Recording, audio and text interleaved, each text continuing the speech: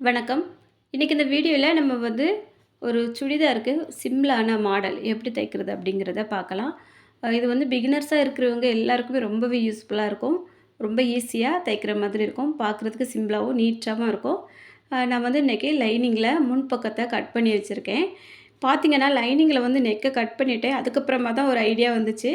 சரி, நம்ம பிகினர்ஸாக இருக்கிறவங்களுக்கு கொஞ்சம் யூஸ்ஃபுல்லாக இருக்கும் அப்படின்ட்டு இப்போது கழுத்தோட அகலம் 2.5 இன்ச்சு அகலம் எடுத்து 6.5 இன்ச்சு உயரம் வச்சு மார்க் பண்ணி, அதில் இந்த பாக்ஸ் வருது பாருங்கள், இந்த சைடுலேருந்து 1.5 இன்ச்சு ஏற்றி நான் கிராஸாக கட் பண்ணியிருக்கேன். இது நல்ல ஒரு வி ஷேப்பில் இருக்கும். இதை லைனிங்கை கட் பண்ணி எடுத்துட்டேன். இந்த கட் பண்ணதுக்கு அப்புறம் தான் கொஞ்சம் ஐடியா தோணுச்சு. சரி, அதை ஒரு வீடியோவை எடுத்துடலாம் அப்படின்ட்டு நான் எடுத்து உங்களுக்கு அப்லோட் பண்ணியிருக்கேன்.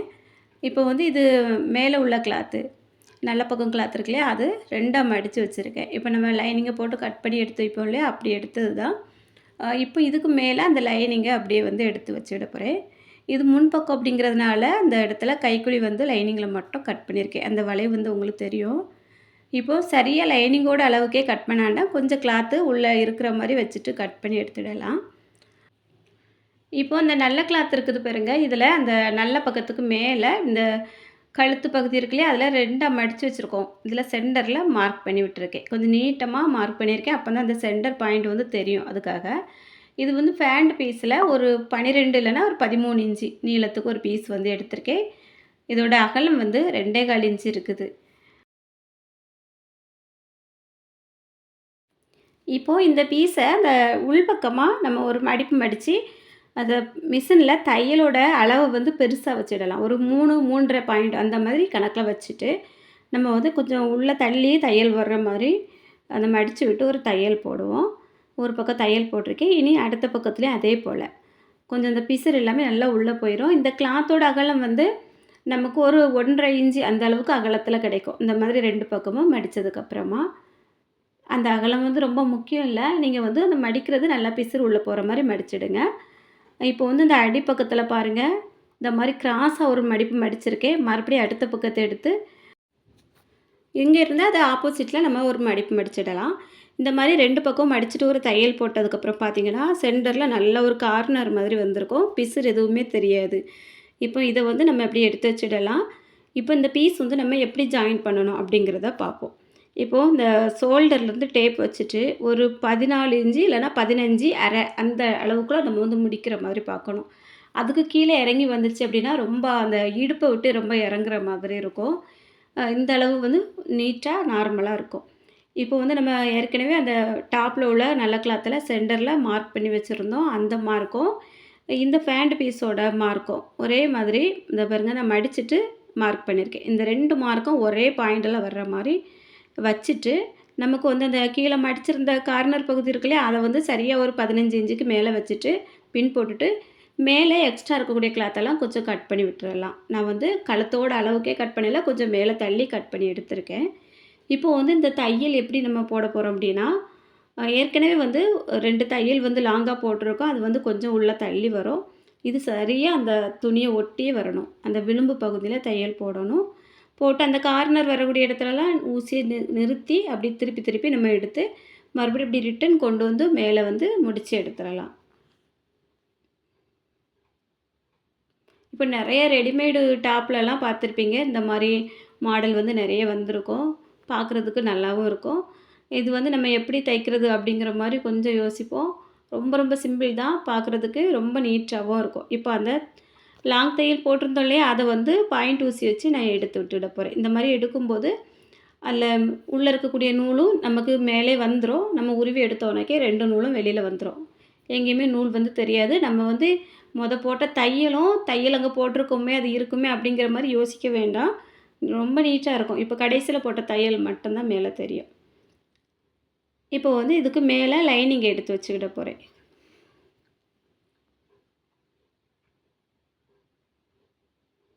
இந்த மாதிரி லைனிங்கை சரியாக வச்சுட்டு நம்ம ஷோல்டர்லேருந்தே நார்மலாக நெக்குக்கு 1/4 இன்ச்சு இடம் வச்சு தைப்போம் இல்லையா, அதே போல் தையல் போட்டு எடுத்துகிட்டு வரலாம்.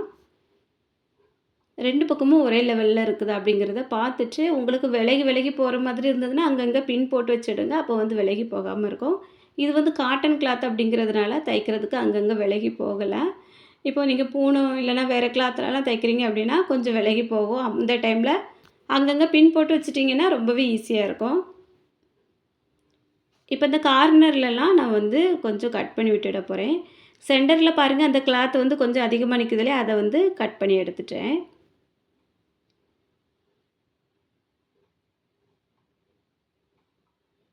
அந்த 3 கார்னர்லேயும் கட் பண்ணி விட்டுட்டேன். இப்போ அப்படியே திருப்பிடலாம். திருப்பிட்டு நல்லா நகத்தால் 2 கிளாத்தும் ஒன்றா இருக்கிற மாதிரி எடுத்துட்டு தேய்ச்சி விட்டுட்டு, அதுக்கப்புறமா அந்த விளிம்பில் வந்து தையல் போட்டுடுவோம். அந்த கார்னர் வரும்போது ஊசியை நிறுத்திட்டு அப்படியே வந்து கொஞ்சம் திருப்பி தச்சு எடுங்க. ரொம்பவே நீட்டாக வரும்.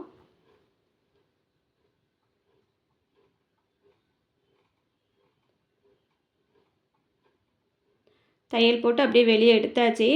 இனி வந்து அந்த லைனிங்கையும் நல்ல கிளாத்தையும் சேர்த்து வச்சு சுற்றி ஒரு ஜாயிண்ட் தையல் போட்டு எடுத்துக்கிடுங்க. அப்போ வந்து உங்களுக்கு கொஞ்சம் ஈஸியாக இருக்கும். இனிமேல் வந்து இதுக்கு மேலே நம்ம வந்து ஒரு பைப்பிங் கொடுக்க போகிறோம். இது வந்து ஃபேண்டில் உள்ள கிளாத்து. இதிலேருந்து கிராஸாக நான் கொஞ்சம் கிளாத் வந்து கட் பண்ணி எடுத்துட போகிறேன். இது 2 பீஸ் இருக்குது. இந்த 2 பீஸு நான் வந்து அப்படியே கிராஸாக கட் பண்ணியிருக்கேன். 1 1/4 இன்ச்சு அகலம் இருக்கும் இந்த 2 பீஸுமே.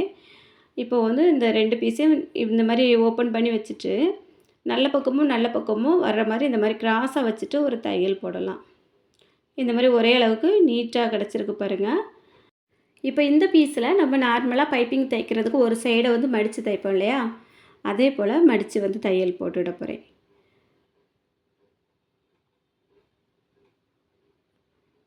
இப்போ இந்த சுடிதாரோட லைனிங் பக்கம் மேலே இருக்குது, நல்ல பக்கம் அடியில் இருக்குது.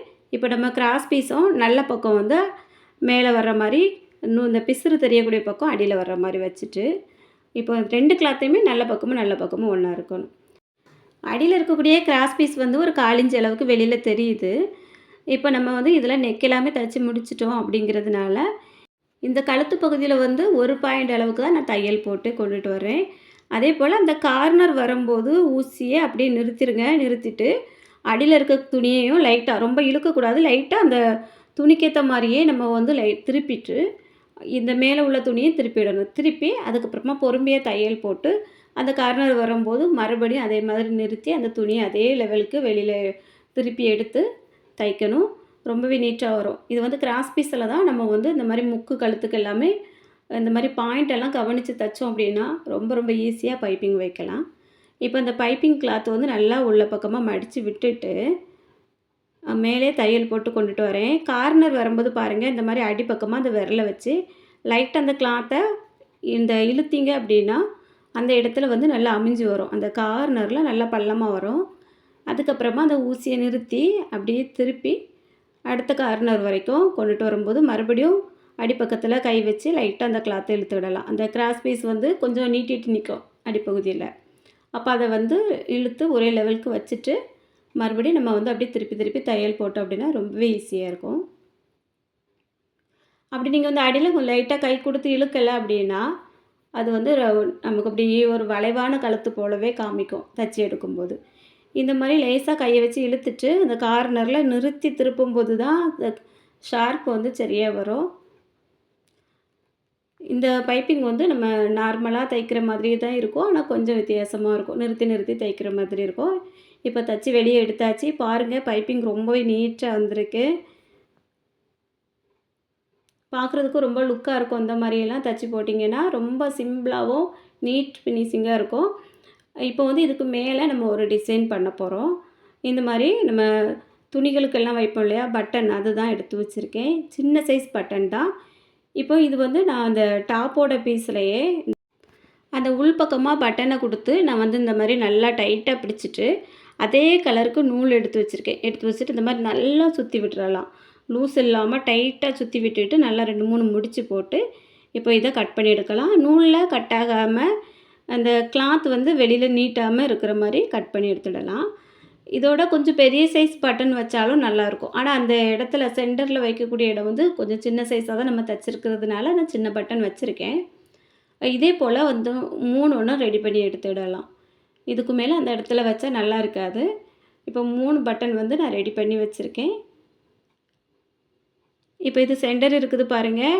நெக்கை விட்டு கரெக்டாக 1 இன்ச் அளவுக்கு இறக்கி ஒன்று வச்சுருக்கேன்.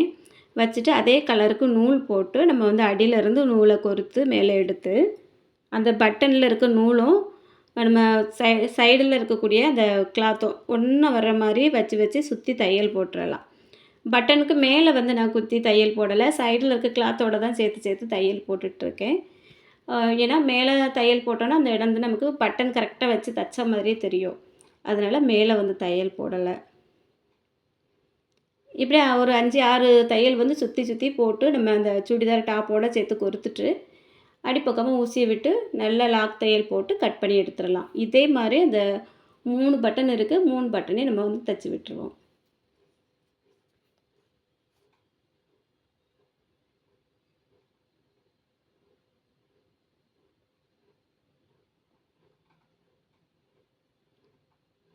அடுத்த பட்டனை வந்து நான் இந்த மாதிரி சென்டரில் வச்சுக்கிட போகிறேன். நீங்கள் வந்து ஒரு டைம் வச்சு செக் பண்ணி பாருங்கள், எந்தெந்த இடத்துல வச்சா நல்லா இருக்கும் அப்படின்ட்டு பார்த்துட்டு அதுக்கேற்ற மாதிரி அந்த இடங்கள்லாம் மார்க் பண்ணிவிட்டு ஒரே லெவல் வர்ற மாதிரி வச்சு விடுங்க.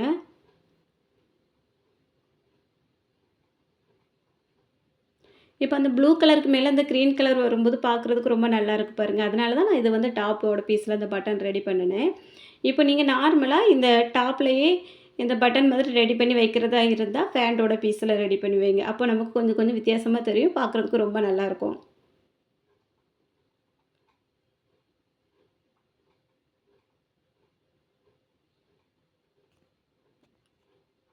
இப்போ 2வது பட்டனும் தைச்சாச்சு. அடுத்து இருக்க பட்டனையும் நம்ம வந்து அடிப்பகுதியில் வச்சு தைச்சிடலாம். இப்போ பார்த்தீங்கன்னா பிகினர்ஸாக இருக்கிறவங்களுக்கு இந்த பட்டன்ஸ் எல்லாம் எப்படி ரெடி பண்ணணும் அப்படிங்கிறது தெரியாது. ரொம்ப ரொம்ப சிம்பிள் தான். இப்போ நம்ம ஒவ்வொரு கலர் ட்ரெஸ் தைக்கும் போதும் அதுக்கேற்ற மாதிரி பட்டன் வந்து தேடிகிட்டே இருக்க முடியாது.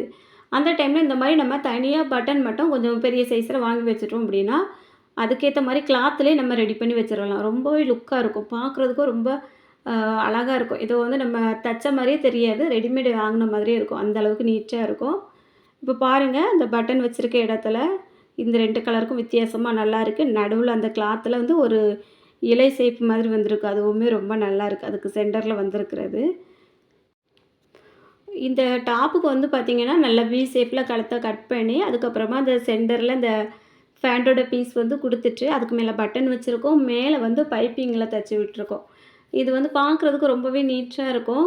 இந்த மாடல் வந்து யாருக்கெல்லாம் பிடிச்சிருக்கு அப்படிங்கிறதையும் கமெண்டில் சொல்லுங்கள். அப்படியே இந்த வீடியோக்கு ஒரு லைக் கொடுத்துருங்க. நீங்கள் இன்னும் நம்ம சேனலை சப்ஸ்கிரைப் பண்ணலைன்னா சப்ஸ்கிரைப் பண்ணிவிட்டு பக்கத்தில் இருக்க பெல் பட்டனை ஆன் பண்ணிடுங்க. அப்போ நான் அடுத்தடுத்து அப்லோட் பண்ணக்கூடிய வீடியோஸ் எல்லாமே உடனுக்குடன் உங்களுக்கு நோட்டிஃபிகேஷனில் வரும். மிஸ் பண்ணாமல் எல்லா வீடியோஸையும் பார்க்கலாம்.